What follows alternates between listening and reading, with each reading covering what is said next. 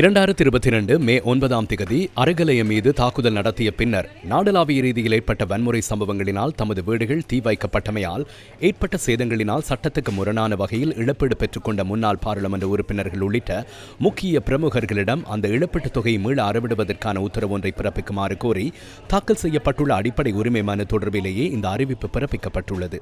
இதற்கமைய முன்னாள் ஜனாதிபதி கோட்டாபய ராஜபக்ச, முன்னாள் பாதுகாப்பு செயலாளர் ஓய்வு பெற்ற மேஜர் ஜெனரல் கமால் குணரத்ன, முன்னாள் போலீஸ் மாதிபர் சி.டி. விக்ரமரத்ன, முன்னாள் கடற்படை தளபதி நிஷாந்த் உலுகேதன், முன்னாள் அமைச்சர்களான பிரசன்ன ரணதுங்க, டிரான் அலஸ் மற்றும் பொதுமக்கள் பாதுகாப்பு அமைச்சின் முன்னாள் செயலாளர் ஜகத் ஆல்விஸ் ஆகியோருக்கு அறிவித்தல் அனுப்புவதற்கு நடவடிக்கை எடுக்குமாறு நீதியரசர்கள் குழாம் சட்டத்தரணிகளுக்கு அறிவுறுத்தியுள்ளது.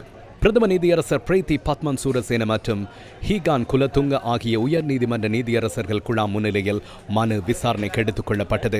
மனுதாரர் சார்பில் ஆஜரான சட்டத்தரணி காமினி பெரேரா, முன்னாள் ஜனாதிபதி கோட்டாபய ராஜபக்ச மற்றும் வழக்கில் பிரதிவாதிகளாக பெயரிடப்பட்ட சிலரின் சரியான முகவரிகள் முன்னைய உத்தரவின்படி நீதிமன்றத்தில் சமர்ப்பிக்கப்பட்டுள்ளதாக நீதிமன்றத்தில் தெரிவித்தார். குறித்த மனுவை பரிசீலித்து மே மாதம் 8ஆம் திகதி விசாரணைக்கு எடுத்துக் கொள்வதற்கு திகதி நிர்ணயிக்கப்பட்டுள்ளது. 2022ஆம் ஆண்டு மே மாதம் 9ஆம் திகதி அன்று நாடளாவிய ரீதியில் பாராளுமன்ற உறுப்பினர்கள் மற்றும் அமைச்சர்களின் வீடுகள் மீது தாக்குதல்கள் மற்றும் தீ வைப்பு சம்பவங்கள் தொடர்பாக அப்போதைய அரசாங்கம் 43 பேருக்கு இழப்பீடாக 1.22 பில்லியன் ரூபாய் வழங்கியதாக கடந்த வருடம் பிப்ரவரி 5ஆம் தேதி பாராளுமன்றத்தில் அமைச்சர் டாக்டர் நலிந்த ஜாயதிச ஆற்றிய உரையை மேற்கோள் காட்டி மனுதாரர் தெரிவித்துள்ளார்.